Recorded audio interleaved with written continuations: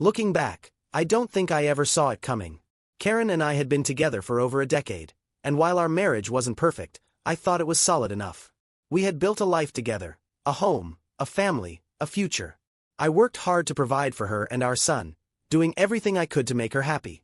But now I realize it wasn't enough. Maybe it never was. The beginning of the end started on a quiet Sunday afternoon. Karen and I were sitting in the living room, the usual noise of cartoons from the TV filling the space while our son played on the floor. She turned to me, her face pale, and said, "We need to talk." Those 4 words. The way she said them made my stomach drop. "What's wrong?" I asked, my voice trembling as I braced myself for whatever was coming. "I've been seeing someone else," she said bluntly. I blinked, certain I had misheard her. "What?" She sighed, rubbing her temples. "It's Kyle. Kyle. My younger brother. The same Kyle who had spent his entire life resenting me for reasons I couldn't even understand. The one person I had always tried to avoid conflicts with, despite his knack for stirring trouble. I couldn't find words. My mind raced as I tried to piece together what she was saying. Kyle. My brother. It felt surreal, like a terrible dream I couldn't wake up from. Karen continued, her voice cold and detached. "We've been seeing each other for a while. I think there's a chance that our son isn't yours." It hit me like a freight train. Not only had she betrayed me, but she had also shattered the very foundation of my identity as a father. "What do you mean?" I managed to choke out. She shrugged, her tone dismissive. "We need to get a test done. It's the only way to be sure." I stared at her, barely processing her words. How could she sit there so casually, tearing apart everything we had built? And Kyle, what kind of brother would do this? For a moment, I couldn't move or speak. I just sat there, staring at the woman I thought I knew. My chest felt tight, my throat dry.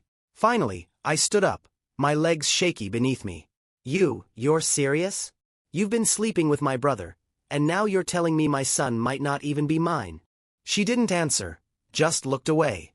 That silence was louder than any words she could have said. The hours after Karen's confession were a blur of disbelief and rage. I couldn't sit still. My mind kept circling back to the same question. How could they do this to me? I had spent my life putting others first, always trying to be the reliable one, the good husband, the responsible brother, the dependable father. And this was the thanks I got? Karen's words echoed in my mind, the weight of them pressing down on my chest like a boulder. She hadn't cried, hadn't begged for forgiveness, hadn't even tried to soften the blow. Instead, she sat there, indifferent, as if breaking my heart was just another task on her list for the day. I needed answers, but I wasn't ready for what that meant. I didn't know how to face Kyle, the brother who had tormented me for as long as I could remember. We had never been close. His jealousy and anger toward me had poisoned any chance of that, but this was beyond anything I ever imagined. The thought of confronting him churned my stomach, but I knew it was unavoidable. The betrayal felt like a wound that refused to stop bleeding. I had spent years forgiving Kyle for his petty insults, his cruel jokes, his constant need to tear me down. I had told myself it was just his nature, that he was insecure and needed to lash out. But this wasn't petty or cruel. This was calculated. He had taken the one person who was supposed to be mine, the one person who had vowed to stand by me, and he had stolen her for himself. The worst part was that Karen seemed to justify her actions, as if they were somehow my fault. She implied that I hadn't been attentive enough, that I had been too focused on work or too wrapped up in being a father. It didn't make sense to me. I had been nothing but loyal to her. Every decision I made was for our family. And yet, she had turned to Kyle, the man who had done nothing but undermine me. I tried to remember the moments when things had started to change, but it all felt so subtle, so hidden. There had been signs, I realized. Small things I hadn't paid attention to at the time. Karen had started spending more time at family gatherings, even when I couldn't make it. She had encouraged me to let Kyle babysit our son occasionally, something I had been uneasy about but agreed to for her sake. Now I could see it clearly. The way Kyle had started acting smug around me, his comments growing bolder and more personal. The way Karen had become defensive any time I questioned her late nights or sudden weekend plans. It was all there, staring me in the face, and I had ignored it because I trusted her. The idea of a DNA test felt like a cruel joke. I had been there for every moment of our son's life. His first steps, his first words, his scraped knees and bedtime stories. He was mine in every way that mattered. But now, there was a chance that it was all a lie. The waiting was unbearable. Karen and I barely spoke. She went about her day as if nothing had changed, leaving me alone with my thoughts. I spent most of my time in our spare bedroom, lying awake at night and staring at the ceiling, trying to understand how everything had gone so wrong. When the DNA test was finally done, it felt like a final act of betrayal. Handing over a sample of my son's hair, knowing it would determine whether or not I was truly his father, was the most humiliating thing I had ever done. I hated Kyle and Karen for putting me in this position, but I hated myself more for not seeing it sooner.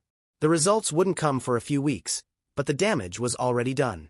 Our home felt like a battlefield, every corner filled with unspoken accusations and simmering resentment. Karen didn't seem to care about the chaos she had created. She was distant, her focus on herself and her own needs. It was as if she had already decided that her happiness was more important than the family she had destroyed. I thought about my son constantly. He was too young to understand what was happening, and I didn't want him to feel the weight of our problems. I did my best to shield him, to keep his routine as normal as possible. But every time I looked at him, I felt a pang of guilt and uncertainty. What if he wasn't mine? What if everything I had poured into being his father had been a lie? The thought made me sick. I tried to push it away, telling myself that it didn't matter, that I would always love him regardless of the outcome. But deep down, I knew the truth would change everything. I avoided Kyle during those weeks, not trusting myself to face him without exploding. I heard through family members that he was still living his life as if nothing had happened, showing no remorse for the chaos he had caused. That only fueled my anger. He had taken everything from me, and he didn't even have the decency to apologize. Each day felt like a new kind of torture. I wanted answers, but I wasn't sure I could handle them. I wanted justice, but I didn't know what that would look like. Most of all, I wanted to go back to a time when my life made sense, when the people I loved hadn't betrayed me in the most unforgivable way. But there was no going back. The only way out was through, and I had no idea how I was going to survive it. After Karen's confession and the DNA test, my life began to unravel in ways I never thought possible. It wasn't just the betrayal itself that tore at me, it was the ripple effect. It reached into every part of my life, poisoning relationships, routines, and even my sense of who I was. The first to turn on me were Karen's family. They had always been supportive in the past, but now their calls became infrequent and stilted. When we did speak, they seemed to tiptoe around the situation, subtly blaming me for Karen's choices. I started hearing things like, marriage is about compromise, or, maybe she felt like something was missing. The implication was clear. Karen's affair wasn't entirely her fault. It was mine for somehow failing her.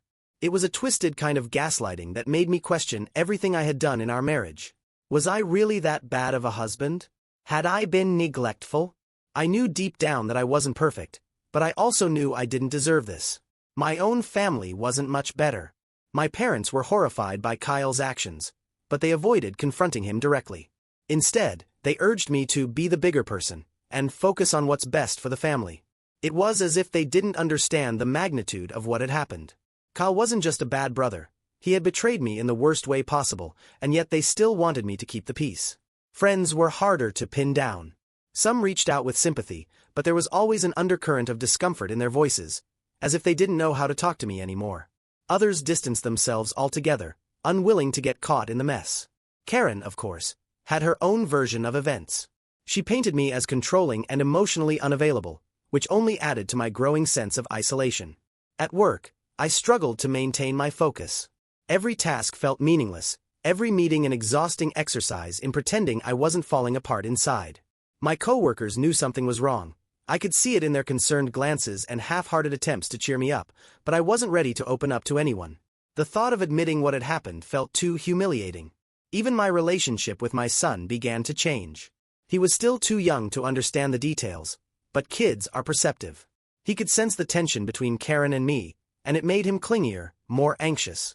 I did my best to reassure him, to keep his world as stable as possible, but it was hard when mine was crumbling. At night, when the house was quiet, the weight of everything would hit me hardest. I would lie in the dark, replaying conversations and events in my mind, searching for clues I had missed. How long had Karen and Kyle been seeing each other? Had they laughed at me behind my back? Had my entire marriage been a lie?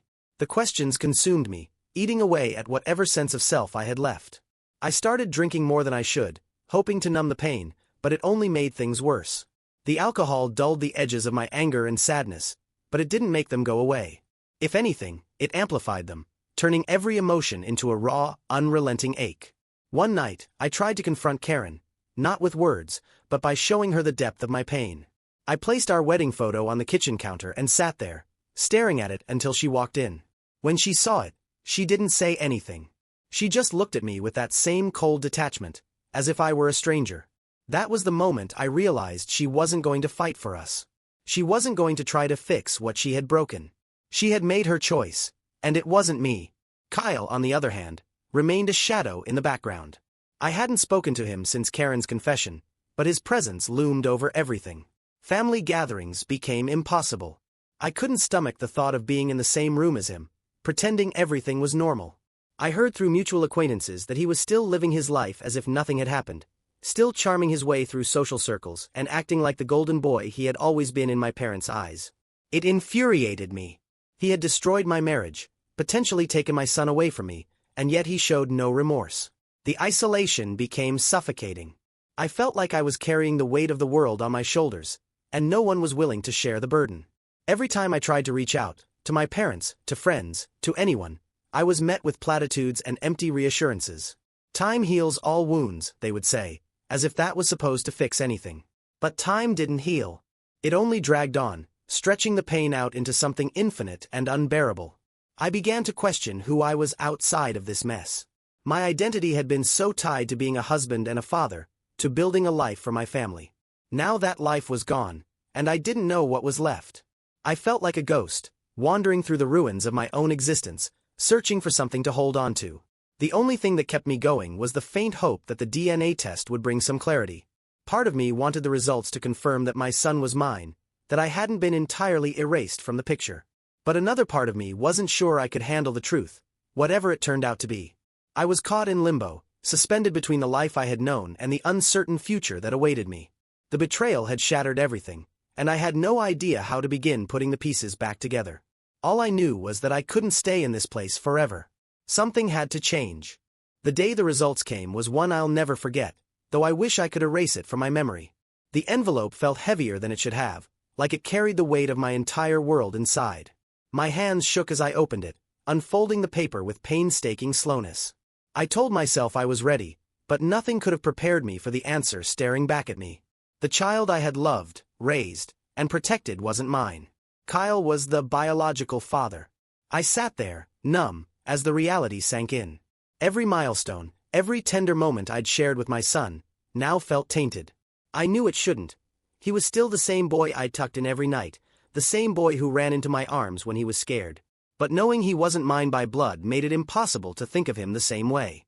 A part of me wanted to crumple the paper, burn it, pretend I had never seen it. I wanted to hold on to the belief that biology didn't matter, that I was still his father in every way that counted. But another part of me, the part that had been beaten down by Karen's betrayal and Kyle's cruelty, felt like a stranger in my own home. Karen didn't even flinch when I told her. She nodded, as if she had already known, and offered no apology, no remorse. Her indifference was like a dagger to the chest. I had expected something from her. Tears, guilt, even anger. But she had nothing to give, as though I no longer mattered to her. I realized then that Karen had stopped seeing me as her husband long ago. Maybe she had never truly seen me that way. I was just a placeholder, someone to pay the bills, raise the child she claimed was mine, and serve as the safety net she could fall back on. My anger toward Kyle grew into something monstrous. I had spent my whole life trying to be the bigger person with him, swallowing my pride and letting his petty jabs roll off my back. But this was unforgivable. He had crossed a line that could never be uncrossed. I thought about confronting him, about storming into his apartment and demanding answers. But what would it accomplish? Kyle didn't feel guilt, he never had. He thrived on chaos, on knowing he could control and manipulate people. Confronting him would only feed his ego, give him another reason to smirk that self-satisfied smirk of his. Instead, I focused on what mattered most, my son. Even though the DNA results had confirmed my worst fears, I couldn't bring myself to let go of the bond we shared. He was innocent in all of this, a victim just as much as I was. He didn't choose his parents or the circumstances of his birth. I decided then and there that I wouldn't abandon him. I would fight for him, no matter how much it hurt. If nothing else, I wanted him to grow up knowing that I had been there for him, even when everything else fell apart. The decision to file for divorce was easier than I thought it would be. There was no salvaging what Karen and I had. The love I once felt for her had been replaced by a cold, bitter resentment. I couldn't forgive her, and I didn't want to. She had destroyed our family, and she didn't even seem to care. The legal process was brutal. Karen hired a lawyer who painted her as a devoted mother and me as an emotionally distant husband. She even tried to use my recent drinking as evidence that I was an unfit father. I countered with proof of her affair and the paternity test, but it didn't feel like enough. The custody battle was the hardest part. I wanted to be there for my son, but the law didn't see things the way I did. Karen's lawyer argued that Kyle, as the biological father, had a right to be involved in his life. The idea of Kyle stepping into my role as a father made me sick to my stomach, but I knew I couldn't stop it. In the end, the court granted Karen primary custody. I was allowed visitation rights, but it felt like a hollow victory. The thought of my son growing up in a household where Kyle might have a presence was unbearable. I couldn't stop imagining him stepping in where I had been, pretending to care, pretending to love him. The days after the court ruling were some of the darkest of my life. I felt like a failure, not just as a husband but as a father, as a man. I had lost everything that mattered to me, and there was no clear path forward. I started seeing a therapist, though it took weeks before I could open up about what had happened. Talking about it helped, but it didn't erase the pain. Nothing could. I carried it with me everywhere I went, a constant reminder of what I had lost. Despite everything, I tried to make the most of the time I had with my son. I wanted him to feel loved, to know that he was still my priority, even if our family was broken. I took him to the park, helped him with his homework, and read him bedtime stories when he stayed over. But every time he called me Dad, it felt like a stab to the heart. I loved hearing it, but I couldn't stop wondering how long it would last. Would he still see me as his father when he got older, when he learned the truth? Or would Kyle take my place completely? I hated myself for thinking that way, but the doubts were always there, gnawing at the edges of my mind. It was a constant battle to remind myself that being a father was about more than biology. It was about showing up, about loving and supporting him unconditionally. And that's what I vowed to do, no matter how much it hurt. After the divorce was finalized, the emptiness settled in like an unwelcome houseguest. The house I had once shared with Karen felt cold and lifeless, its rooms filled with echoes of a family that no longer existed. I moved into a small apartment closer to work, stripping my life down to the bare essentials. The furniture was sparse, the walls blank, but it felt better than staying in the shell of what had once been my home. For a while, I existed in survival mode. Wake up, go to work, visit my son, sleep. The days blurred together, each one a battle against the overwhelming sense of failure. Every time I dropped my son off at Karen's house, I felt like I was abandoning him all over again.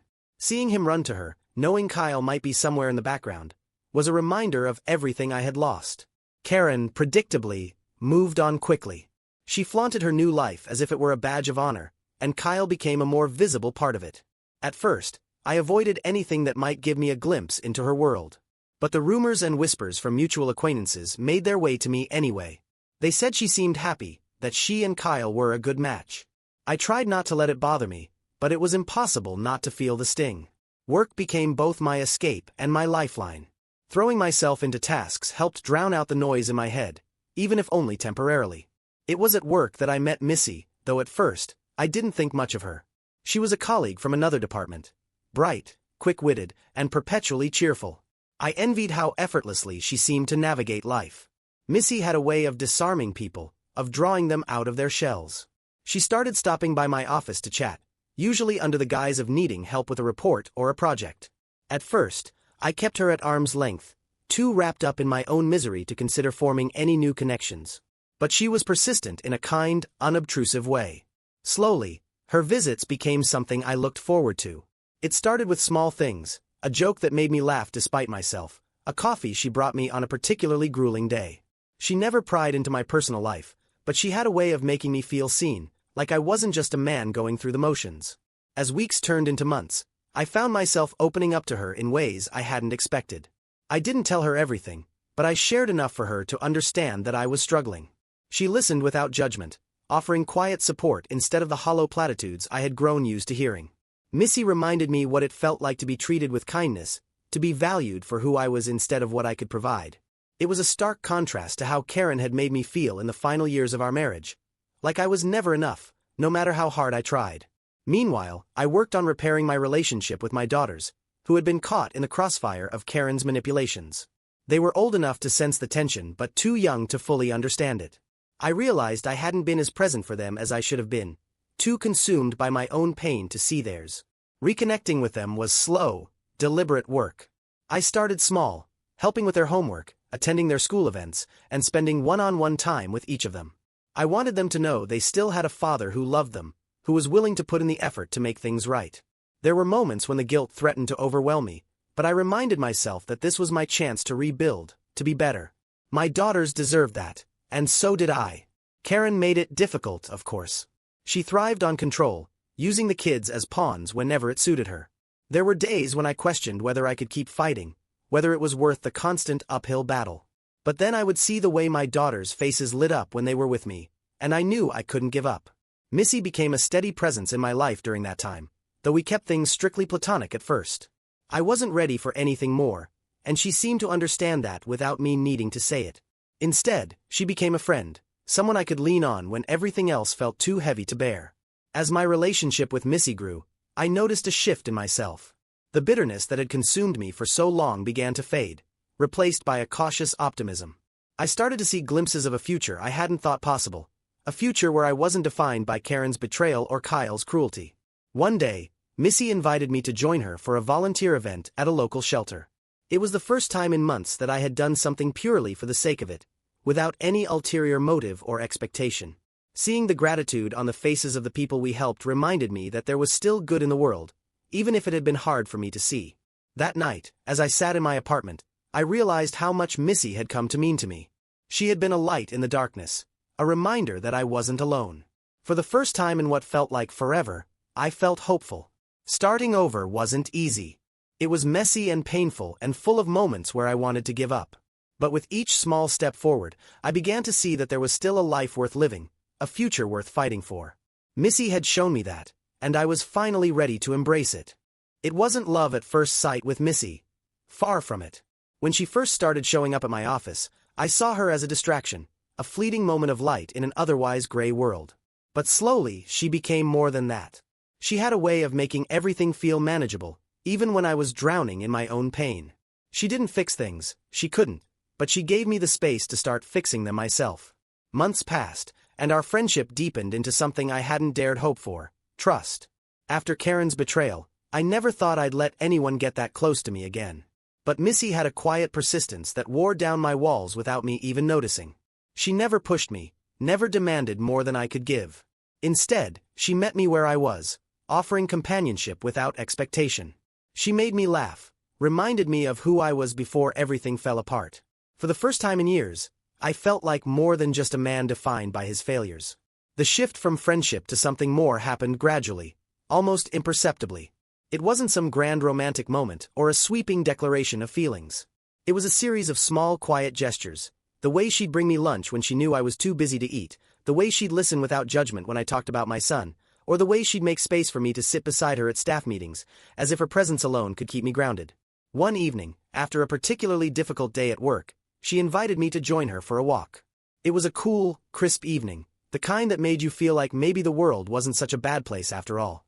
We wandered through the park, the conversation flowing easily between us. For the first time in a long time, I felt at peace. She told me about her own struggles, her past relationships, her insecurities, the moments in her life when she had felt just as lost as I did now. It wasn't pity or sympathy that she offered, but understanding. She knew what it felt like to start over, to build something new from the ashes of what you thought your life would be. That night, when I dropped her off at her place, there was a moment of hesitation. We stood there, the air thick with unspoken possibilities. I could feel the pull, the quiet question lingering between us. Are we ready for this? I didn't kiss her that night. It wasn't the right time, not yet. But as I walked away, I realized I wanted to. And that realization felt like a small victory. At the same time, Karen's life seemed to be spiraling. I heard through the grapevine that her relationship with Kyle wasn't going as smoothly as she'd hoped. He had always been selfish and impulsive, and apparently that hadn't changed. Part of me felt vindicated, though I hated myself for it. Watching Karen struggle should have brought me no satisfaction, but it was hard not to feel a sense of justice. She had made her choice, and now she was reaping the consequences. Kyle, unsurprisingly, had started pulling away. He wasn't built for commitment, especially not the kind that came with a ready-made family. From what I could gather, he was in and out of Karen's life, showing up when it suited him and disappearing just as quickly. I worried about the impact this was having on my son. He deserved stability, love, and consistency, things Karen and Kyle clearly weren't equipped to provide. I tried to be the anchor he needed, showing him that no matter what, I was still his father. Missy became a part of that, too. Slowly, carefully, I began to introduce her to my son. I was terrified at first, worried that it was too soon or that he wouldn't take to her. But Missy, with her natural warmth and kindness, won him over in ways I never could have imagined. She didn't try to replace Karen, and she didn't force herself into his life. Instead, she let things happen organically. She played board games with him, helped him with his school projects, and treated him like he mattered. And he did. Watching them together stirred something in me I hadn't felt in a long time. Hope. Maybe it was possible to build something new, to find happiness again. Maybe the life I thought I'd lost wasn't entirely out of reach. As my relationship with Missy deepened, I began to let go of the anger and bitterness that had consumed me for so long. I wasn't healed, not completely, but I was healing. And that was enough. Karen, meanwhile, made several attempts to reach out, though her motives were never clear. At first, I ignored her calls and texts, unwilling to let her disrupt the fragile balance I was beginning to find. But one evening, when she showed up unannounced at my apartment, I had no choice but to face her. She looked different, tired, worn down in a way I hadn't seen before. She said she wanted to talk, to explain, but I didn't want to hear it. Whatever excuses or justification she had, they didn't matter anymore. I told her as much, keeping my voice steady but firm. I wasn't angry. Not in that moment. I was just done. She had made her choice, and I had made mine. There was no going back. When she left, I felt a strange sense of closure. Not the kind that erases pain or makes everything better, but the kind that allows you to move forward without looking back. Missy and I continued to grow closer, and with each passing day, I found myself believing in the possibility of a future with her. It wasn't perfect, and it wasn't easy, but it was real. For the first time in years, I felt like I was living instead of just surviving. And that, more than anything, was enough. There came a point where I realized I had spent too long living in the shadow of Karen's betrayal. It wasn't just her affair or the lies she told, it was the way I let those things define me. Every decision I made since the day she admitted her infidelity had been colored by the pain she caused. It was like carrying a weight I couldn't set down, even as my life slowly began to rebuild. Missy helped me see it. Not through any grand speeches or direct advice, but in the way she lived her own life. She didn't dwell on the past or let it control her. She carried her scars with grace, using them as reminders of how far she had come instead of reasons to hold herself back. One evening, after my son had gone to bed, Missy and I were sitting on the couch, quietly sharing a bottle of wine. It was one of those rare moments where everything felt calm, almost normal. As I looked at her, I felt a surge of gratitude. Not just for her, but for the life we were slowly building together. That night, I made a decision. I wouldn't let Karen's actions control me anymore. I wouldn't let Kyle's betrayal keep me chained to the anger I had been carrying for so long. It wasn't about forgiveness. Not for them. It was about reclaiming my life, about choosing to move forward instead of staying stuck in the past. One of the first steps was reconnecting with my daughters. Karen's manipulations had strained those relationships in ways I hadn't fully understood at the time. She had painted herself as the victim, using me as a scapegoat for her own failings. It wasn't until recently that I realized how much damage that had done. I started small, inviting them over for dinners or taking them out for ice cream. At first, they were hesitant, unsure of how to navigate the new dynamic between us. But over time, the walls began to come down. They started opening up to me, sharing their lives in ways they hadn't in years. It wasn't easy. There were moments of tension, moments where their resentment bubbled to the surface. They were angry, at Karen, at me, at the situation we had all been thrust into. But I let them feel those emotions, knowing they needed to process them in their own way. Little by little, we began to rebuild what had been broken. I showed them I was still the father they had always known, still the man who would do anything to protect and support them. And in return, they reminded me of the kind of person I wanted to be, the kind of person I could be, despite everything that had happened. Karen, meanwhile, seemed to be unraveling. Her relationship with Kyle had become a toxic mess, full of arguments and mistrust. I heard from mutual acquaintances that Kyle had moved out, leaving her to pick up the pieces of yet another shattered relationship. Part of me wanted to feel sorry for her, but I couldn't. She had made her choices, and now she was living with the consequences. It wasn't my job to save her anymore, not that it ever had been. Still, there was one last confrontation I couldn't avoid. Karen requested a meeting to discuss our family, and though I hesitated, I agreed. It felt like something that needed to happen, a final act of closure before I could fully move on. When we met, she looked worn down, her confidence replaced by something that almost resembled regret. She talked about wanting to repair things, not between us, but for the sake of our son. She admitted she had been wrong, though her words felt more like an acknowledgement of failure than an actual apology. I told her that I would always prioritize our son, but that didn't mean I would let her back into my life. The wounds she had caused were too deep, and I wasn't interested in pretending they could be healed. We agreed to co-parent as best we could, keeping our interactions limited to what was necessary. Walking away from that meeting, I felt lighter than I had in years. It was as if I had finally closed a door I had been too afraid to shut before. Missy and I grew stronger through it all. She became a steady presence in my children's lives, not as a replacement for Karen, but as someone who genuinely cared for them. My son adored her, and my daughters gradually warmed to her, seeing her for the kind, compassionate person she was. There was one moment in particular that stuck with me. My son was drawing at the kitchen table, lost in his own little world, when he looked up and said, "Missy's really nice, Dad. I like when she's here." It was such a simple statement, but it meant everything. Missy had shown me that love didn't have to be complicated or conditional. It could be quiet, steady, and healing. She never asked me to forget what I had been through, but she reminded me that it didn't have to define my future. Karen faded into the background of my life after that. She was still there, of course, as the mother of my son, but her presence no longer felt like a shadow over everything I did. I had made peace with the fact that she would always be a part of the story, but she wasn't the main character anymore. The person I had become, the father, the partner, the man, was stronger than the one she had left behind. And for the first time in a long time, I felt like I was finally free. The final stretch of this journey wasn't about dramatic revelations or life-altering decisions. It was about quiet moments of clarity and the slow, steady rebuilding of a life I thought was lost. The divorce papers had long been signed, and the chaos of Karen's betrayal had finally settled into a dull background noise, a reminder of where I'd been, but not where I was headed. The bond with my son remained my anchor. Every visit, every shared meal, and every bedtime story reminded me why I was fighting so hard to rebuild myself. He didn't care about my failures or my past. He just wanted his dad. That simplicity grounded me, helping me let go of the bitterness I had carried for so long. Missy became more than just a partner. She became a part of the family. At first, I worried that introducing her too fully into my children's lives would complicate things, but it turned out I had underestimated her ability to adapt.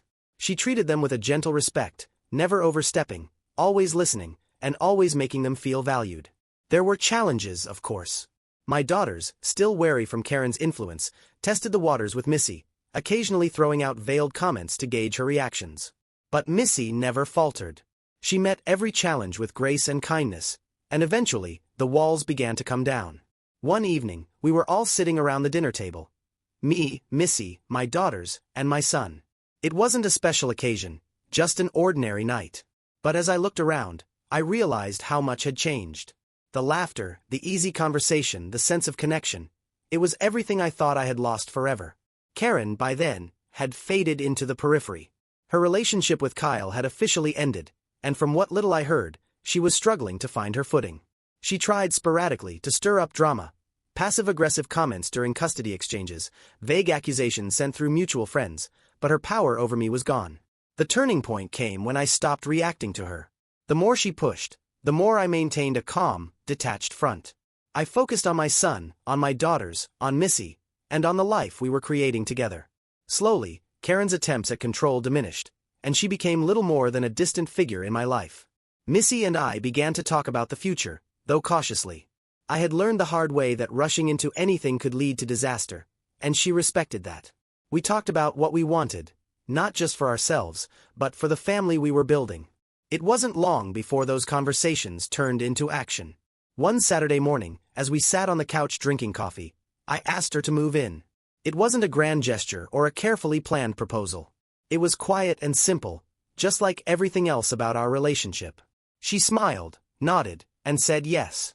The transition wasn't perfect, blending lives and families never is, but it was worth every awkward moment and every growing pain.